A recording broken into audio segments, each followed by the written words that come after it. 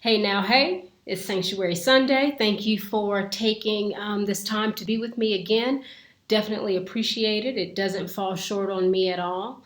Um, and I appreciate the support. I feel like we're in conversation with each other, although, I can't really hear what you're saying. But thank you for being here nonetheless. I hope the day has,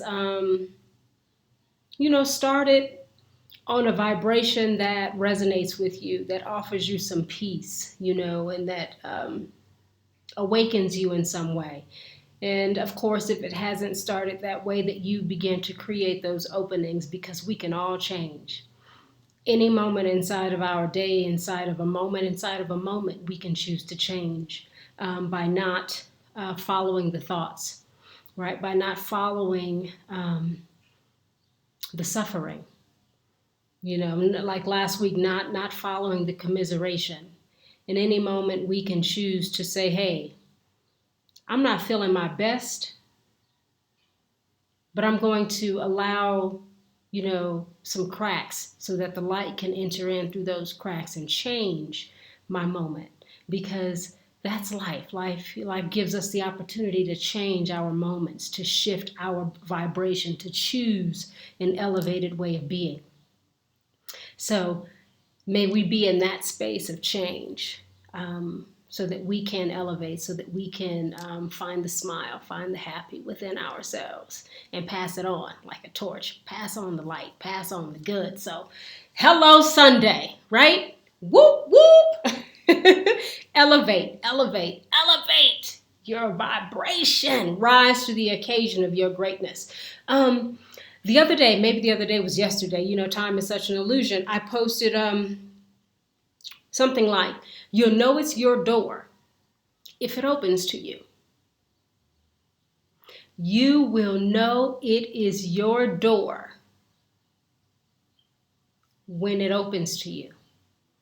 A lot of times we could want something, right? A different job or relationship or anything that you might want. But sometimes we can fall into this mode of creating what we want, right? Prying the door open. I want this, so I'm going to pry the door open. I'm going to basically force my way. I'm going to make this person love me. I'm going to brood over this job. I'm going to lie in order to get it. There's that, you're forcing your way in. The problem with forcing your way into or through closed doors is when you get through, you realize it's not aligned. Now you're trying to backpedal like, dang, why am I here? Oh, this relationship isn't even what I want. I don't even like this person. This job sucks. But it's because you forced your way in. You broke into the house rather than knock on the door and see if it will be open to you so that you then gain access to entry, right? Because when something is for you, there's ease and flow. There's grace and joy. There's a lightness of being, a feeling of floating. It's sort of like clouds. You're on the current and you're riding the highest vibration when the door is open to you. And when the door is open to you, you already know that the gift that exists on the other side of that door is going to be amazing. And it's going to open door after door after door so that you can elevate, so that you can experience the good, the bounty of life, the abundance, the overflow, the freedom, the joy, the things that just wake you up inside. The catch is you have to allow the door to open, which means you have to be with what is right now until that door opens. The more you chase after something, the longer you will run. The longer the chase will be. because you're not aligned with the vibration. You're not aligned or flowing with the current. It's almost like you're trying to make it happen instead of being with what's happening. Sometimes we have to give ourselves a timeout to stop the thing that we're doing that isn't giving us the results we desire. Just because we give ourselves a timeout doesn't mean we no longer want the thing. It means that we have turned it over to life and we trust now that the thing will arrive in its own time. We trust that the right door will open. But if you're knocking on all the doors, if you're trying to just get something to open, you just throwing your fishing rod, whatever they're called. I don't fish. You're throwing your fishing rod out there like whatever I get is fine. No. Then there's no intention. There's no focus. There's no truth. That's just insecurity and fear. That's loneliness. That's desperation. When you say, I just want anything because I'm tired of this, that's desperation.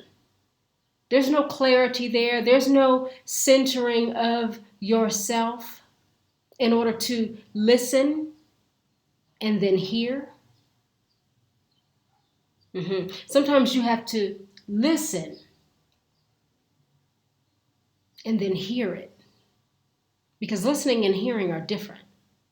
When we listen and then allow ourselves to hear, we can make decisions from that intuitive place and move forward through that open door.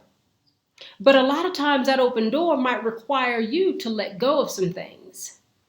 It might require you to kind of, step into a direction that's so opposite what you've ever done that you don't feel like it's the right door. But here's the thing with always doing what you've always done, you're still wanting something different. But you can't have anything different if you continue to do the thing that you've always done. So if you continue to try to force entrance into something, a pattern that you've always done, and you enter in, but you're still trying to force your way, it's time to do something different.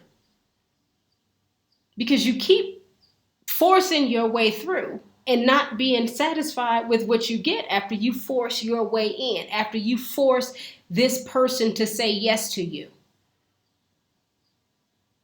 You're still not happy. So sometimes we have to ask ourselves, where are we? What is going on? Because it's not about the world outside. No. It's about the world inside ourselves. It's the inside that creates the outside. So if you're waking up into, thank you, gratitude for the abundance of the rings, dings, and pings. That's a whole other story, right?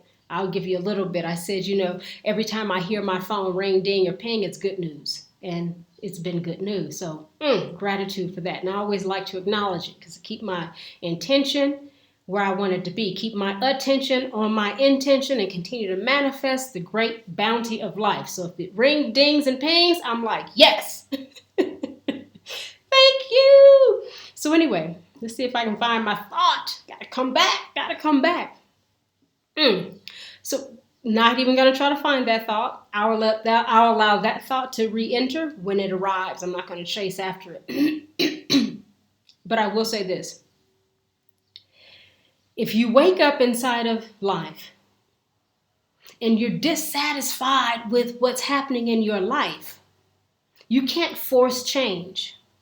You also can't look at other people and expect them to change. You can't wake up next to somebody every day and wish they were different.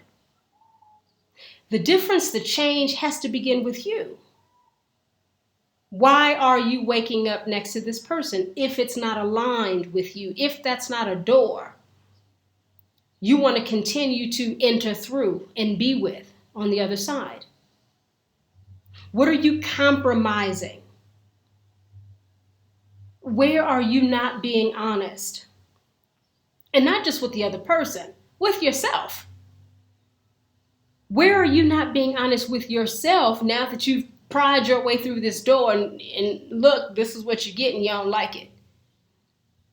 That's fine because you have the opportunity to change. Now, the change is up to you. Do you continue years and years and years and years and years at this job, in this relationship, in this whatever dead end reality? Or do you stop, pause, give yourself a timeout and say, I have to do something different.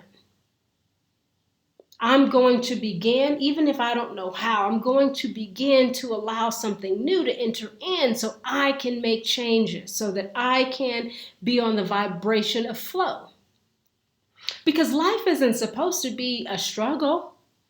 It's not. Relationships aren't supposed to be challenging. Yeah, you're going to go through something here and again, right? But here and again is different than every day.